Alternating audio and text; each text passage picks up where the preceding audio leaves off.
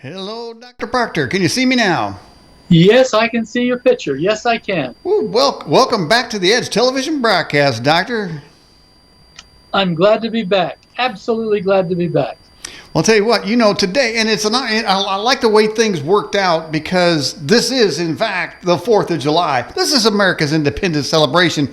And with all the stuff going on, there's people that don't even want us to celebrate July 4th as a holiday, saying it's a racist thing or whatever bullshit they got. But what do you say? What's going on with July 4th? Is this a legit holiday or what's going on? Well, it is a legit holiday, but I haven't heard all the bad stuff that's been happening because I haven't been paying attention. Oh, good for to you. The bad stuff. Oh, it's all according to some malcontents, it's all racist. Oh, yeah, well, everything is racist. Everything is racist today. It isn't anything you can do that's not racist. I don't care who does it. I don't care for what purpose it's done. I don't care when it was done in history. It's all racist. In other words, you define the word the way you want to get the results you want to get, no matter what. Mm-hmm. Wow. So is the 4th of July is what's the history of that thing? History of the 4th of July. I don't know. I know that they signed the document. They published the document, the Declaration of Independence, on the 4th of July. But Daniel, I really don't know how the steps came about to cause this to be a national holiday. Mm-hmm. Mm-hmm. Well, today they're saying that the 4th of July is its original meaning has been changed to be a hateful day. Now, right now, outside the studio, I can hear fireworks going off. Now there could also be gunshots in some parts of the country because people are so angry about our history. Basically, they're trying to erase our history, which I think is a bunch of crap. Oh, yes. That's why the statues are coming down. That's why everything's happening. Mm-hmm.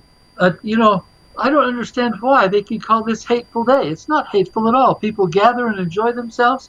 Our neighborhood is having a fireworks deal tonight. Well, 5 or 6 people got together, a cul-de-sac, and they're doing fireworks display. Mm-hmm. Everybody's getting together. It's a community deal. Mm-hmm. I don't understand where hate comes out of this at all. Well, the one thing we got to do, good doctor, is to make sure that their hate does not permeate our hearts. Their hate gets into our heart. We cannot allow, even though as nasty as these people are, and they just run around with hate and anger all the time. I don't know what kind of life that is, but they've chosen that life. They've decided to be hateful. But the old cowboy over here, I'm all about love. And I got love and joy and peace in my heart and an AK-47 in the closet. So we're all good, all right? Yes.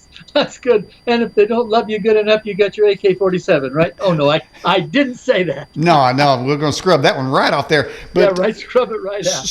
So I mean, it's a tale of two countries. And, for 8 years, we had the first African-American, if that's what he wants to be called, president, who could have brought the races together. Never did. All he had was some lousy-ass beer summit.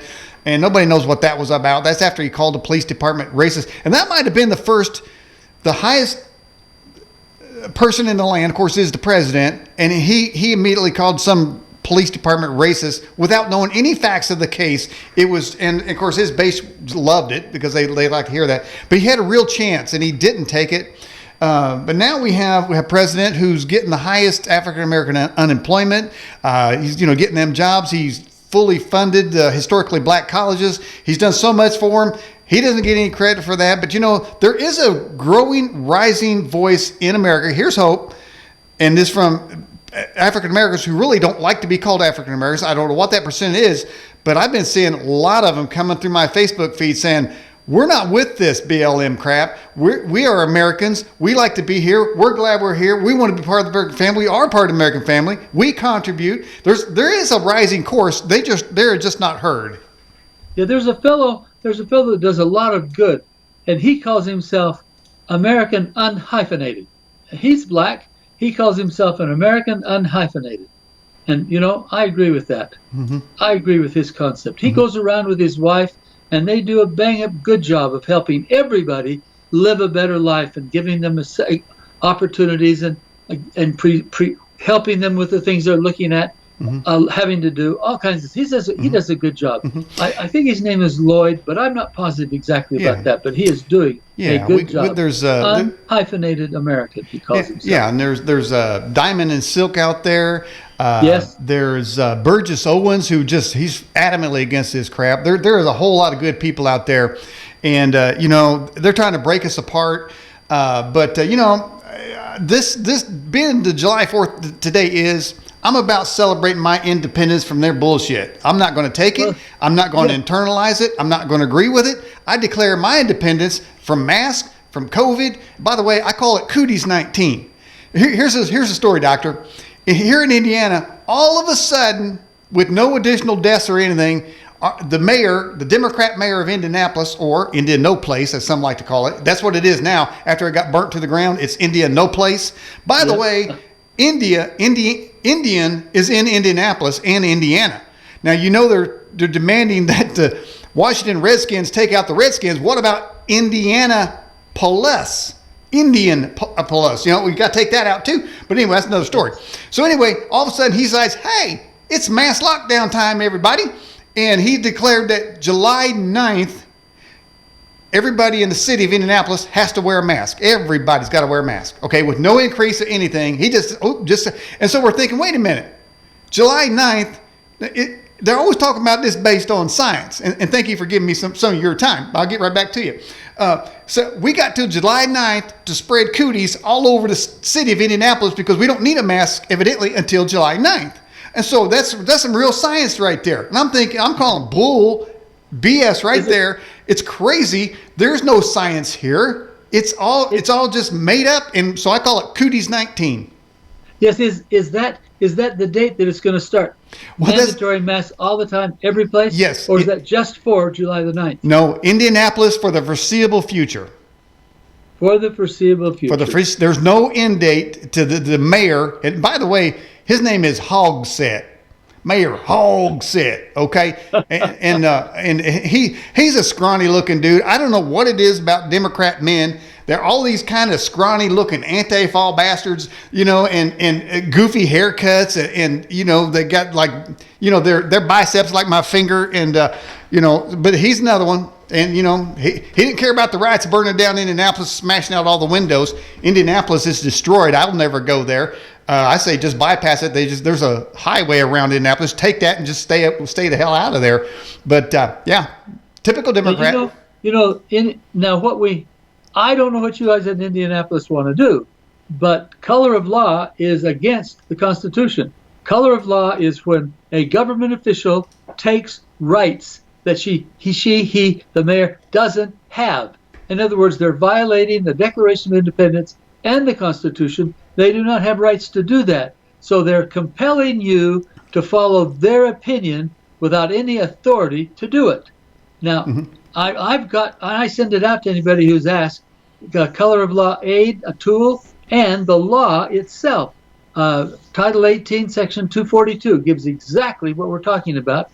And I include the Black's Law Dictionary definitions of a color of law, so you can see what it really means to the attorneys and the Supreme Court. And then you've got the law in front of you. Those kinds of things could be taken and said, hey, look, you can't do anything to me for not wearing a mask. It's not your right. You have no authority. Well, now, interesting thought. Now, see that I like what you're saying, and your argument is sound. However, like the illegal, unverified, unratified, and off the books law that we must voluntarily comply with taxes, when there is no law that they can point to that compels you to, try not paying your taxes, and you're going to go to jail, even though it's voluntary. It's same with these masks. Now, I know.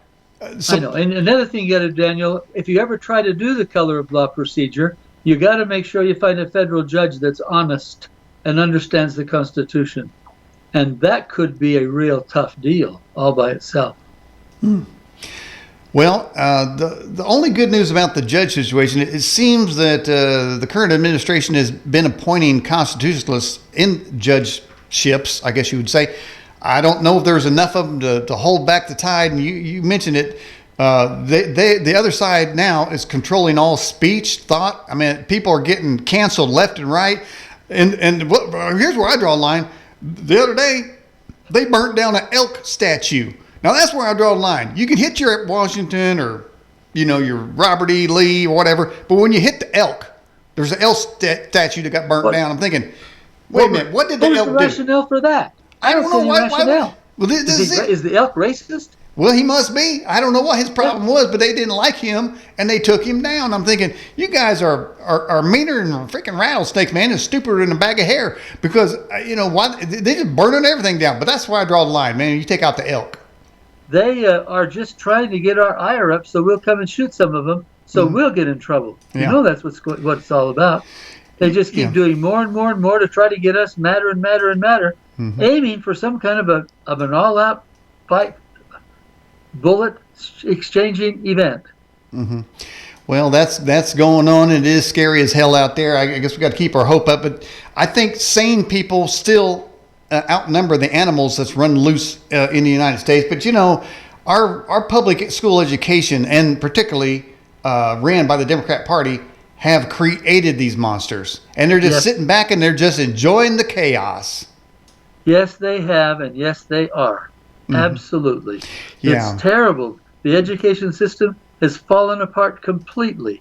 And I wrote my books so people would have some subjects to teach their children in homeschooling, because parents should take every child they have out of the school system. It is brainwashing their kids against America, against honesty, against social, against everything, and it champion all the immoral activities. I mean, it should get your children out of school, out of the public school.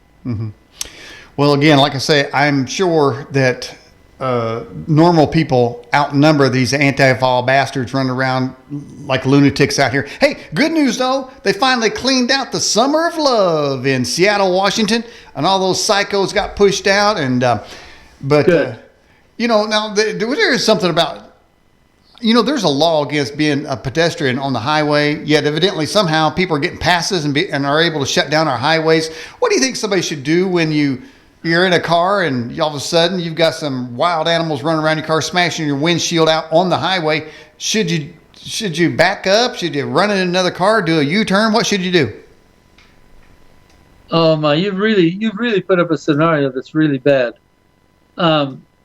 I'm not precisely sure how bad the barricade would be, but if I saw that kind of stuff on the highway, I would put it in gear and just keep right on driving. Whoa. You know what? I did seriously think about this. They haven't done in Indianapolis yet, but these animals are everywhere. I know this is a tip for the wise for people out there. Always, always, always drive in the right lane next to the burn side, because if you're in the other two lanes, you're stuck. If you're in that right lane, you can make a U-turn right on that burn side and go right back to the nearest exit and get the hell off the highway. So that's the Daniel Lott tip of the day, everybody. Stay in the right lane. And that's a good tip, too. You can do that. Might save your life. Even though you'd be going the wrong direction of traffic, the traffic's not going, so it doesn't matter. Right. You can, and in that case there, you don't worry about U-turns or breaking the law or busting signs down as you're traveling to get the hell out of there. There's no rule. At that time, there is no law or rule on the highway. It's save your damn self, get off the highway, get away from these freaks. Yes, you got to do that. You've got to stay out of their environment. They just want to aggravate us, and it's best just to stay out of their environment. But we're passing up in the discussions we all have about this. We're passing up something that's quite important, and that's the constitutionally authorized militia. If people would just get militias formed in their communities, states, and cities, if they just get legally formed militias, then these militias could go clean it out. Because all these people are just cowards. If the militia showed up, properly trained, properly armed, the militia showed up, they'd leave. They'd take off. They're just cowards. Yeah. And they seem to like to catch single people by themselves when they attack. I noticed that too. Some dude by themselves. If you're in a group of 12, they won't bother you. If you're a group of 1, you're probably going to get caught. So it's a good idea to go in groups, but I think we need to have militias. The militia saved the city of Coeur d'Alene, Idaho. It wasn't a militia group either. It was a mob with guns, but they called themselves a militia, even though they weren't officially that. And they did the job. The guys that were going to destroy came, looked, and left.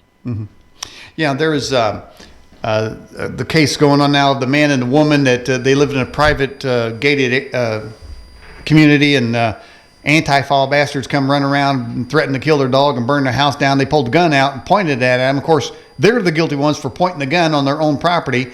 So you gotta find out what the rules are, the law is in your area. But I can guarantee you, it seems to me that the anarchists have more rights than law-abiding citizens. And the reason they do is because they're so violent, and the government officials are afraid of them, literally afraid of them.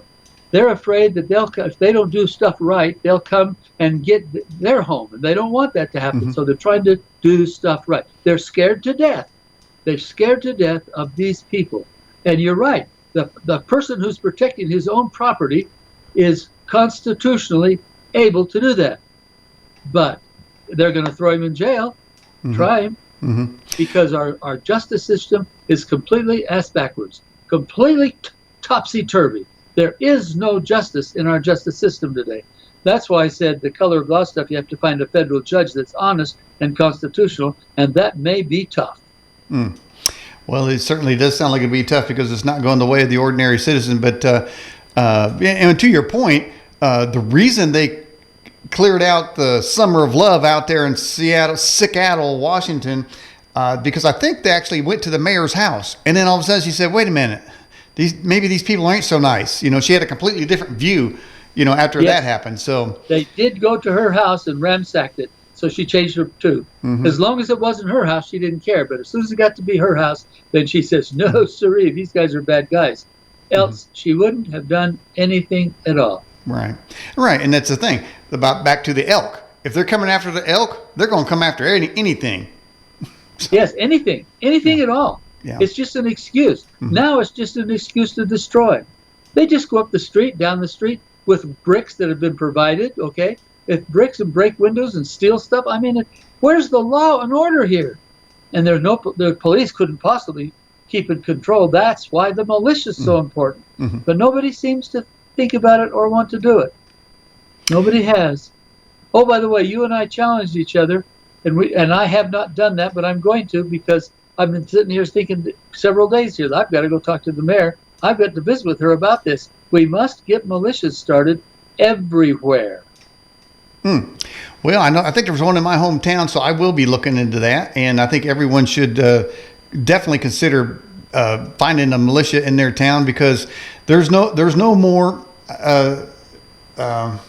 just sort of waiting and hoping it'll blow over. These people are animals. There's nothing going to stop. Now, some people say that if Joe Biden gets elected, that they'll reduce what they do, and they'll make it look like he is the great solver, the great healer, the great unifier, Of course, that kind of stuff. But they don't have to worry, because if that dude or any of his ilk get in, they don't have to destroy to get everything destroyed. The federal government will do it for them.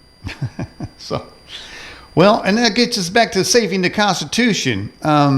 Yes, absolutely. First of all, you got to have people in power that believe in the Constitution. I mean, now it could be also that the people out, the idea that we are supposed to give our consent, the people give their consent to be governed. We have not given our consent for chaos and anarchy and rioting and looting to go across the country. But our government isn't doing anything. So is it up to the people to rise up and do what's right?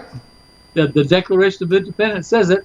If a government is violating your unalienable rights, your God-given rights, if a government's violating it, you have an obligation, a responsibility, a duty to alter or abolish that government. That's what the Declaration of Independence says. That's the foundation document. It says it right there. I put those paragraphs in my book, Saving the Constitution, in the foreword, you might say, because I wanted that information, because that's the basis of the Constitution. I wanted that information in the book. It's there. You can see it, and it means what it says. They applied it to Britain, but it doesn't just apply to Britain. Now it applies all over the United States. Now, somebody in the live chat asked the question, is the rest of your house as beautiful as the one behind you? Now, should we let him in on the secret or not? Oh, why not? Everybody should know that these are computer-generated situations. It's computer-generated, guys. I can't hide behind it. But I couldn't have something that was sloppy, so we got something that was really nice. Yeah, well, here I'm actually, well, let's see. I got the moon right behind me, so I just did the big window right here, and so you can look out and see that moon's out right now. Yeah, I've got a beautiful, beautiful library there that I'm sitting in with fireplace. Oh, it's gorgeous. And I'm sitting right there in the middle of it in my nice chair. Yes, sirree, Bob. Okay. And so, by the way, everyone, you have a question for the good doctor, you can put it in the live chat here, and it'll come to us on a super secret thing. Well, so the Constitution's under attack. July 4th's under attack. Everything's under attack. But, if you're looking at your Facebook feed, you can get really depressed for a lot of people. And I know mine's certainly that way. And I frequently take hiatus from it. And and you should see my messenger. Every day, 10, 12, 15, 20. And I'll say the same thing. Must watch video. You won't believe this. Watch it before YouTube turns down. I don't need to look at any of them because it's bad out there. Yes, that's what right. I got to do is focus They're absolutely right that they're bad. Yeah. Why aren't people uniting together to do something about it? Mm-hmm. You see, all these people on Facebook are complaining. Complain. Well, do something. Writing in Facebook isn't doing anything. Go do something. Get a militia organized. Mm-hmm. Get your neighbors and friends together. Mm-hmm. Do something to further the United States of America. Do something. Mm-hmm. Today's the day to take a new pledge. I am going to do what I can do to make sure this country it goes on to my grandchildren. Mm-hmm. Mm-hmm. And that's absolutely right. And I was thinking, you know what, people, you got to stop using Facebook to post those cat videos because the country's burning down. Okay, in case you haven't noticed, and eventually it's going to get to you. So it may be better to find a way to try to quell this insurrection. It's an insurrection in the major cities before they fan out and grow. Yeah, well, you see, they're going to come. It's ridiculous for somebody to think they're just going to stay there. As soon as they've got all of that taken care of, they're going to start moving into the suburbs. Mm-hmm. Get yourself prepared now. Yeah. It's like these people in a rainstorm and the roof leaks. Well, I got to go fix that. But when it stops raining, he says, well, it's not leaking. Mm-hmm. Well, of course it's not leaking then, but it's going to leak. Well, right now it's going to be here. So you've got to do something to prepare yourself and know that these people are at best cowards. If they're faced with people with a militia organized, they will go somewhere else that doesn't have a militia organized because they want to use their bricks. They can't use the bricks if there's somebody stopping. You mean the government supplied bricks? Yes, that's what I mean. Yes, Soros and company are placing the bricks in the place so they can get them. Yes, they are. The good news, since March, the country has bought a record amount of guns. I think it was 8 million guns have been sold. They said it's an all-time record.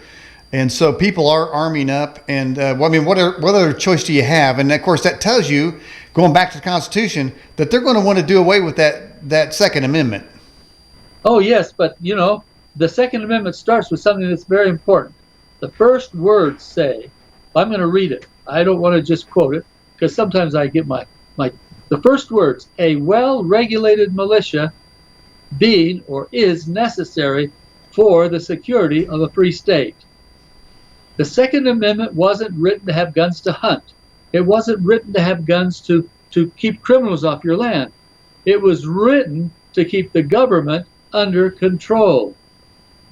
Necessary for the security of a free state. State means Indiana, Arizona, New Mexico. State means state. It's capitalized. Mm-hmm. A free state means that it's following the Constitution and the Declaration of Independence.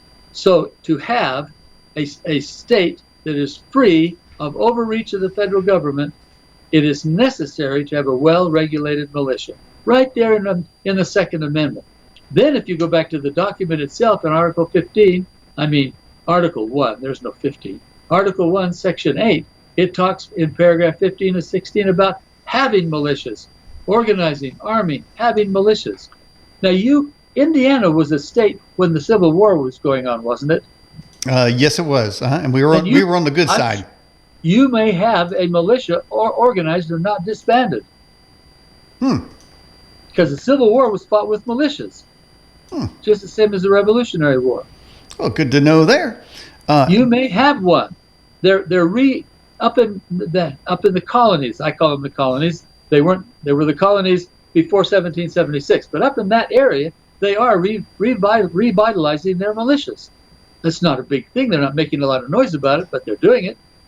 I'll bet you've got militia that's sitting there ready to be formed with legal documents that haven't been revoked. I'll bet you do. We're going to have to look at it. By the way, Mickey V says she just ordered your book and is looking forward to getting it. And by the way, real quick chat, people in the chat list right now: Rose, Kingfisher, Doreen 8951, Southern Boy, Peter from Australia, Ted White, Australian Ben, Kimberly Miller, Reload Skid Mark, our writer Don Morgan, Truth and Treasure, Baby Wolf, Ultrasonic Reverse Speech Analysis, Chuck Donald, and Overbuilt Automotive, and Max Vogan. Let's get to a question from Australian Ben. He says, how is it that offensive speech for adult sensibilities, yet they do nothing to ban children's access to pornography and the homosexual curriculum? So he's asking how come pornography is okay and everybody gets in trouble for, well, it's because the goal is to destroy families and people. And pornography does it. Starts the kids being destroyed. That's good. That's what we want. That's the plan. Now, Kinsey did that in the 50s with sex. Oh, yeah, he started a whole run on sex in the 50s. It was quiet, but he did. He wrote books about it, proved that immoral sex was good. That's what he proved. Anyway, that's what they're doing. They're just taking anything bad. Illustration here. The beer halls are all open and the churches are closed. Alcohol's there to get, but you can't get your sacrament at church. By the way, Doctor, thanks for mentioning the Kinsey Institute, because it just happens to be right here in Indiana University. Hey, speaking of pedophile molesters, that Jeffrey Epstein's henchwoman, they caught her, and I'm going to be the first to say she did not kill herself. Nobody does. The suicides are usually something like a shotgun in the back of the head. Yeah, things like that. She knows what she probably knows more. In fact, if a woman came out and said that this Grisham or whatever the hell her name is, this woman said that she raped her like 30 times. So you got women raping women. It's crazy. Probably a Democrat. All right, let's get to another question. So could the deep state be releasing the virus at different locations as needed for their plan, like they're blackmailing the Fed and claiming to have the stronger virus? Yes, they could be doing that. I don't have any information that they are, but they could be. An indication of that is that back in January, a fellow in Northern California came down positive and really did have the disease, and he had never been in contact with anybody anywhere that might have had it. How did that get there? Yeah. How did that get there? So he had the bird flu. Remember the bird flu we had a few years ago? N1, N1, or some such thing. That started in isolated places all over the country. Isolated places. Schools started it. Nobody had it there before. It started on cruise ships. Nobody had it before. Started in all over separate places. These things are all coordinated and planned. I looked at a document the other day on the Doug Hagman show, HagmanReportLive.com, and he had a document there that was written by the Rockefeller Foundation, and page 18 described what's going on today as if it was something that was in the past on 2010. But it wasn't. It was exactly what's happening today, even to the virus, even to the getting it all over the world, even everything is described. The only thing that isn't described is they were figuring on having 7 million deaths in the first few weeks, millions of deaths in the first few weeks, and that didn't happen. But all the rest of the stuff they said did. All planned. Nothing of these. No government activity like this is a coincidence. Never. They're all planned. That's what my Liberty series talks about. See, my liberty series was written to teach people what's happening to our liberty. Why don't we have what we have today? And I trace it all the way through the history of the United States. I trace what's happened, what's going on, just how our liberties have been slowly but surely destroyed by the federal government, but especially by the Supreme Court. Let's just take the idea of double jeopardy. Just that. Okay? Now, the double jeopardy, the Constitution says, let me see, I'm going to read it again. I want to read it out of the Constitution itself. We're in the Fifth Amendment now. I'm going to read the Constitution. It says, national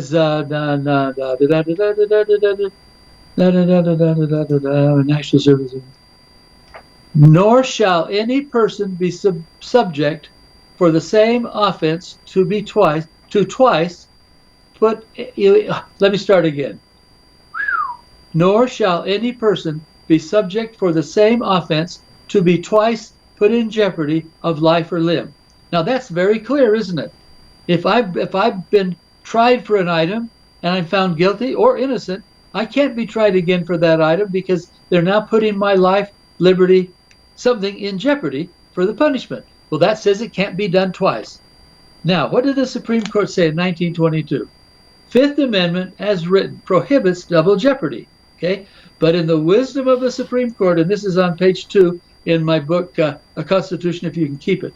But in the wisdom of the Supreme Court, they again found an exception that was never intended by the Founding Fathers. It's interesting that the Supreme Court continually finds new things anytime they want to. They call this one separate sovereign exemption. And it was introduced 1922 Supreme Case U.S. versus Lanza. That exception, which was created out of thin air, simply establishes that two separate government entities with the same law on both their books can punish an individual for violating each law, the one that they did in the city or the state and the one they did in the federal. They get punished twice because it's a separate entity, and he's violated the law in each of those entities. That's how they got around this, so they can try somebody any number of times they want to. They'll find a legal loophole. The Constitution is very clear, very easy to read. It's written right there, but the people in charge can't read. Man, I call people in charge a bunch of nerve-wracking sons of bitches. Hey, here we got this is a great question here, again from Australian Ben. By the way, Australian Ben, I'm thinking about having you on the show because I got your message. All right, it says, where was the Constitution during Waco and Ruby Ridge? Of course, we know Ruby Ridge. That's where the FBI shot a woman right between the eyes and killed her, shot their son in the back. Just normal government stuff there. Then they burned all the kids down at Waco because of Janet Reno couldn't get a date with Hillary. The Constitution is buried in a hole out in the field 50 yards away. Man, you messed up my line there. I'm sorry. I said, I'm sorry. But that's where it is. Because I figure even you are not ready for what I got, how I talk. No, okay, because go ahead. No, Janet Reno couldn't get a date with Hillary, so she went and burnt the kids. I mean, okay, anyway, all right. She was one ugly woman anyway. I would never have thought of that. I did. Oh my. Okay. All right, but the Constitution is always buried somewhere far away, so you don't have to see it. Mm-hmm. Yeah, it is buried. Well, where the hell is it, Doc? It's supposed to be in the archives of the government, but nobody seems to know. I've got copies of it. I'll send them to anybody who wants it. It's in my book, Saving the Constitution. Constitution, if you can keep it. The exact document is reproduced there, and then the paragraphs, my paragraphs, explain what it says. Mm-hmm. Now, I see a note from Sockman Smith out of the live chat, and it says, the silent majority hasn't had enough yet. You know what it is? People are patient. The normal people, the God-fearing, patriotic Americans who love this country and love our neighbors, love people we don't even know. We try to help them out, strangers, the good folks, black and white. But he's got a point. The general population hasn't had enough yet. No, they haven't. Now, they haven't. I got a feeling that there's going to come a time when they have had enough. Then all of a sudden, the government is going to fear the good people when they rise up. And I saw something else come through the live chat talking about a city in Idaho where people paraded with flags. And you mentioned Coeur d'Alene, where that one city was where people had AR-15s, whatever they had. The whole town was armed. Yep. So there's still hope. I mean, this is not a doom. We're not doomgasm here. We're saying we've got a constitution. We can enforce it. We may have to enforce that constitution ourselves, and we have every damn right to do so, and we should. And our forefathers that fought for this country and established it would be freaking upset if we didn't defend that constitution. Yes, and that's again back to the militia. Daniel, we're back to the militia over and over and over again. That makes it legal to defend your property and defend your place. That makes it legal. You're a part of a group that's established by the government. Well, I always want to be legal. Now, here's the thing, too. This is another train of thought. I saw it come through my Facebook feed, and you might be able to relate to this. Somebody said, if the government orders you to wear a mask, as a good Christian, you got to obey them because the Bible says you got to do what's in authority. Now, I'm not belittling what's in the Bible. That is in the Bible. But one thing I know about the Bible is it's line upon line, precept upon precept. Now, if you're getting some sort of strange disease because you're wearing a mask and breathing your own CO2, and all of a sudden you're lightheaded and you can't hear anymore because of that damn mask, then maybe that is not. Maybe that scripture should not be applied. Or if it leads you to a freaking concentration camp, or they take your money for not doing it, I don't know. What's the view on an unjust law? For instance, you started to say this. The mayor of Indianapolis, he doesn't have authority to tell people what to do and then fine them if they don't do it. I mean, nobody does that. We didn't even have a vote. The consent of the governed. We did not consent to that. Right. Okay. Well, now I'm gonna address something. Now I look at this from a viewpoint that perhaps others do not. I consider the U.S. Constitution divinely inspired and should be canonized in Scripture. Okay, or could be canonized in Scripture. That document was divinely inspired. Since that document is divinely inspired, our obligation is to enforce that document. It doesn't replace the Bible or the New Testament or anything like that, but it's added to it. And if the instances arrive that our God-given rights are denied us, then we have a right to take care of ourselves. The Revolutionary War was divinely aided. I've got stuff in my books that over and over and over again show the divine things that happened in the Revolutionary War. God wanted that war done. Okay, he wanted that war so we would have a free country. Then we got a constitution to keep our country free. I believe that what we have is instances where we are being denied our God-given rights. Therefore, we have a responsibility to stand up for them. Wow, that's a very interesting concept. I have never heard that. Yeah, it's another thing. People say the Constitution's out of date over and over again. Mm-hmm. But folks, the Constitution is a set of rules to keep people natural intentions under control. Mm-hmm. Human nature hasn't changed. Human nature is the same ever since the first man and woman were together. Human nature is human nature. And the Constitution is not a script of rules for government. It's a script of rules to keep people's human nature under control.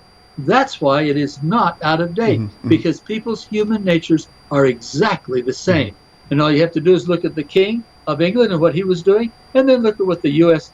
court is doing, the U.S. government is doing. And they're the same. They're the same. So obviously we have U.S. government echoing the government of the King of England, and therefore we have the same obligation to preserve the divinely inspired documents, Declaration of Independence and the Constitution. Mm-hmm. In the book of Revelation, it says they overcame him by the blood of the Lamb, by the word of their testimony, and they loved not their lives unto death.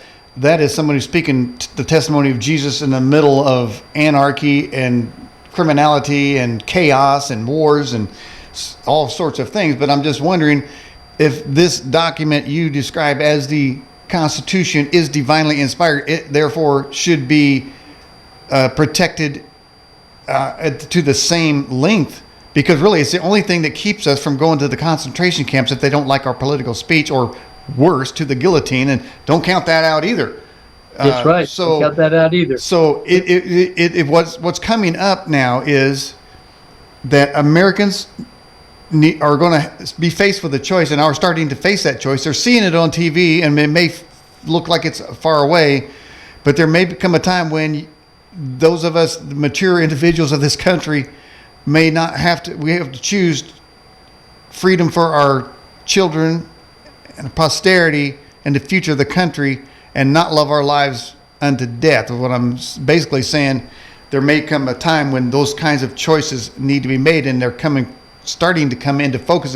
It's a scary thing, but on the other hand, we only have so much time on this planet, and we got to do what's right. And I mean, it's either going to be communism and death and anarchy, or we're going to have to, you got to choose your words carefully, even on this show. But we have to stress that Constitution is a document that needs to be protected and preserved. Well, let's take an example of the inspiration of the Constitution. The Article 2 is about the first part of it is about the president's election, and there was no system to copy.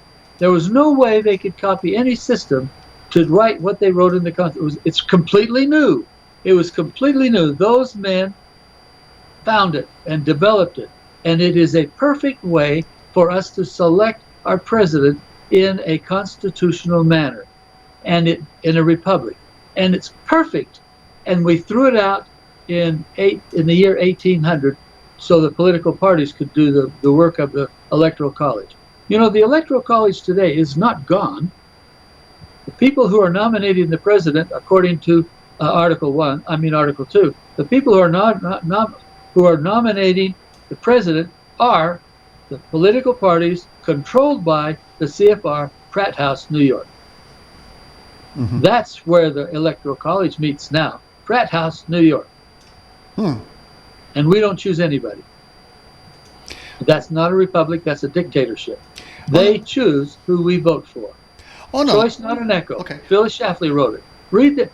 People should read that book. It's really pamphlet. Read it in 2 hours. Very small little book. But it tells the story of how presidents have been selected by the Pratt House in New York. Wow. And that's who we get to vote for, who they select.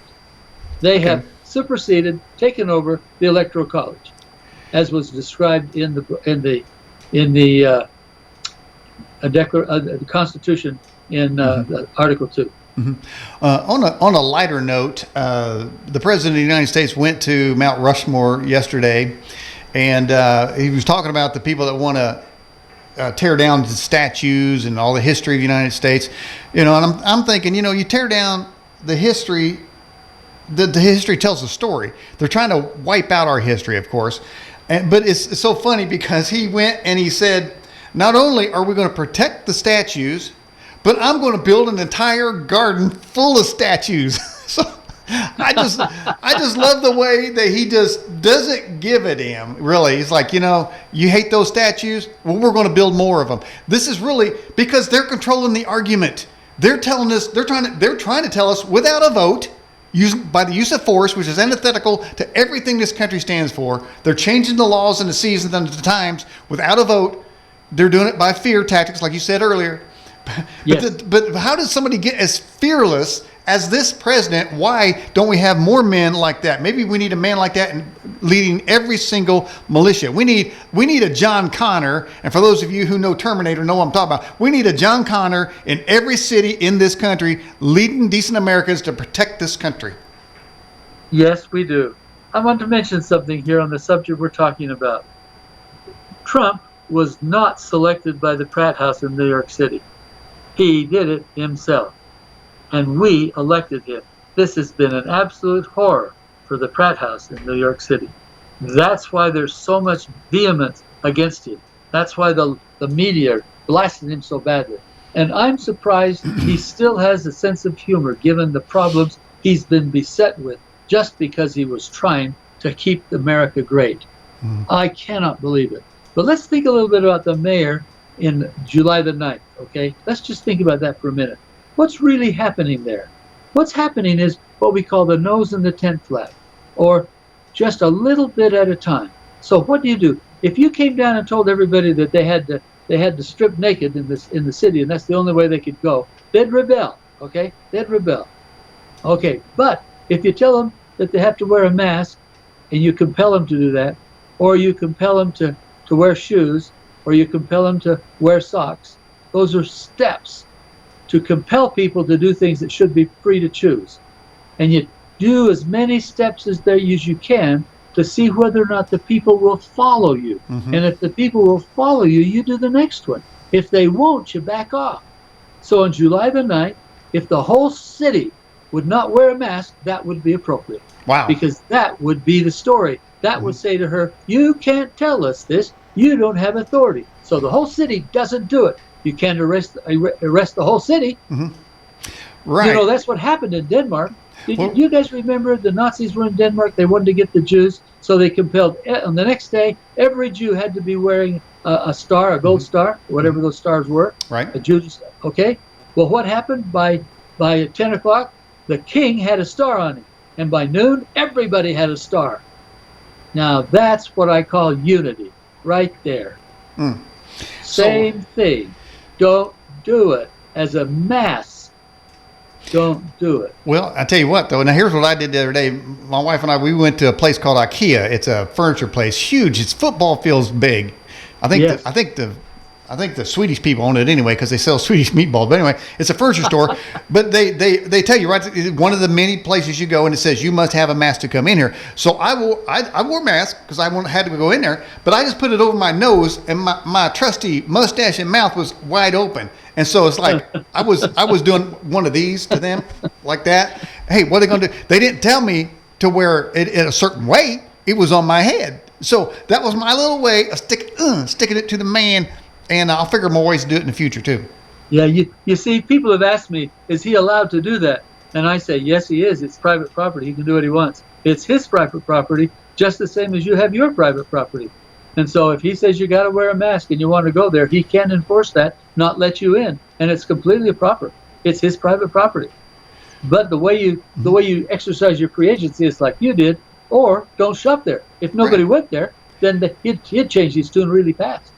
Right, that's what I say. People give in. They give in. You should walk to the front door. You mean I have to wear a mask? And everybody should do the same thing and turn around and leave. Yeah. They would see that, and they would take note of it. Or wear a Trump mask, something like that. American flag, that's going to piss people off. I mean, there are people saying that,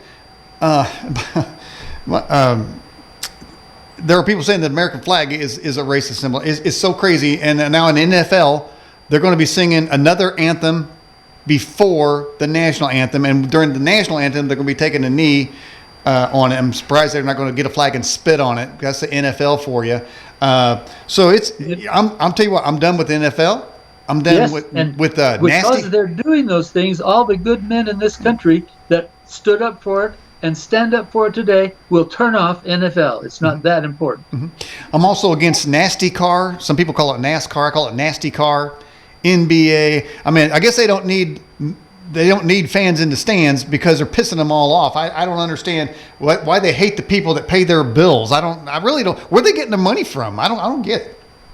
Well, now it could be coming from Soros and company because they're doing what Soros wants. He could be feeding them money in the background. Mm-hmm. He has it. Oh yes, the people that are in charge have money. Soros isn't the only one that has money in this business. Yeah. The people in charge, I talk about these people all through my Liberty series. I call them the international banking establishment. They have money. You can't imagine how much money they have. They could be paying in the background people to do those things because they want them done. Well, colonoscopy snapper dick, he's got plenty of money, so you know, and he's out there complaining.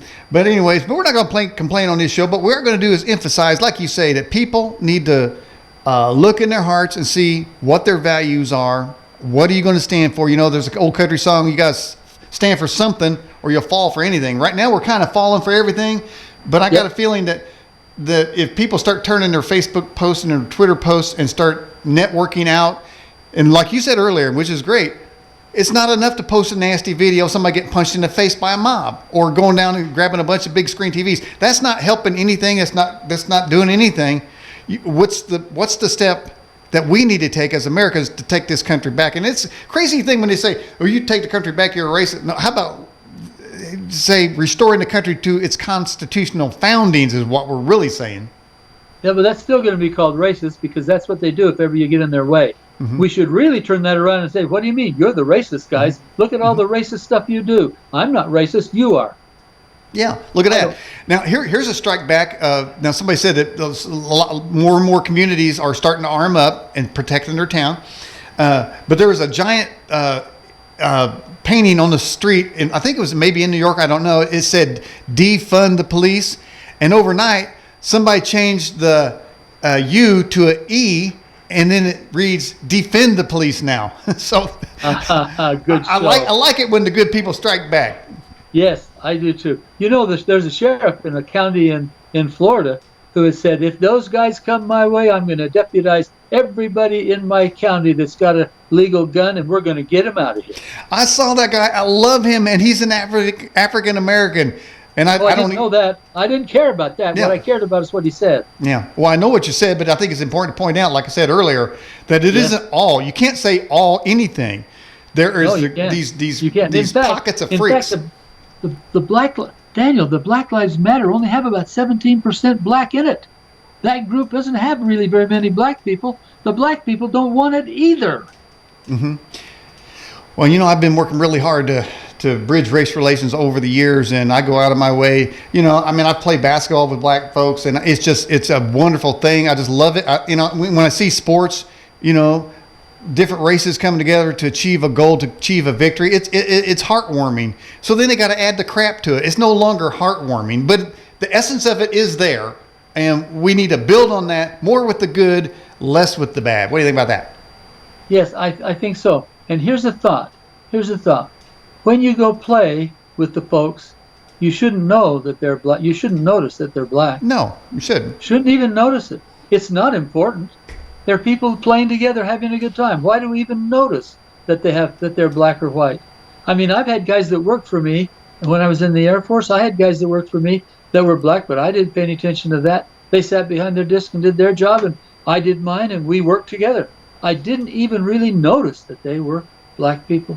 Mm-hmm. Didn't notice it. And that's the world that we need to get to. And we were close, and then people just trying to break that down. There's nothing I want more than to be a colorblind society where we all work together to build this country. And I can't understand, but I do understand this. This is the point, and it goes to the Democrats. They would rather rule from the ashes than have to serve under prosperity. Yes, that is exactly right. That is a perfect statement. They would rather rule from the ashes and the slaves, okay, everybody, and then rule then be a part of something that's prosperous and good. Yeah, and that is really unfortunate. Where can people get this book we're looking at in the background here? Oh, in provosinstitute.com. I've got them there for people. It's easy to use. provosinstitute.com. Mm-hmm. It's easy to use, easy to get them. All my books are there, all 10. If people, but the Saving the Constitution, that one you're talking, that one is the most important book I have ever written. I put the other 9 on the shelf and bring that one out and say that's the most important one, because that's what we need today. And I think during this time of review of America's history, and this being July 4th, I think people should go back and look at some of the founders' wisdom that they had to create this country. Of course, they were imperfect. This was an imperfect. It still is an imperfect union, but we're trying to make it more perfect. You know, so everybody has flaws. If you know, you show me the man, I'll show you the crime, is what they say. You know, and that's the way they've been going after the president. You know, there he is. We'll find some crimes. You know, but that's the way everybody is like that. So nobody should say, well, the guy in history. We're judging people in history from today's culture. It's not right. Yes, we are. So yes, Paula Deen got crucified because of things that happened that she did in the early years of her life, and that's changed to today, and she doesn't do it anymore. But she still got crucified for it. Even Bill, come on. Oh my, he's a comedian on TV on the Bill Cosby. Okay, Bill Cosby. Maybe I'm not sure he did, but maybe he did some stuff 40 years ago that he shouldn't have done. So they're going to crucify him today? No, they're crucifying Bill Cosby because he's trying to tell black people to stand on their own 2 feet and get going. And they don't want that, so they shut him down. Right. And the same so-called racists of the early America are the same ones that put in that Constitution, all men are created equal. They may not have been equal at the time, but they knew that's where they had to go. And they had that wisdom and a divine spark of inspiration. They knew what was right. They were working toward that goal, and they achieved that goal. And no matter what anybody says, anybody can be anything in this country. Doctor, we only had an hour with you tonight. We got to have you back. Sorry to cut this thing short. Any final things you'd like to say about your website or book? Go ahead. I just like to go back to what you were just talking about with the founding fathers. Those men knew what they were doing, and they established a date for slavery, importing of slavery to stop. In other words, to start this first step of stopping slavery. They, in their meeting, established the date, and you'll find that in Article 5 of the Constitution, 1808. They established that date as the date to begin to do away with slavery in our country. Wow, what an awesome thing! Nobody paid attention to that date. I'm going to look that up. I didn't even know that. That is awesome, Dr. Proctor. We're going to have you back, okay? Yes, I'm always happy to come. All right, and I know you've got other things on the plate that you have to do, and I don't mind. I'm always happy to come. Okay, sir. Thank you for coming on the show. You bet. Take care. All right, you bet.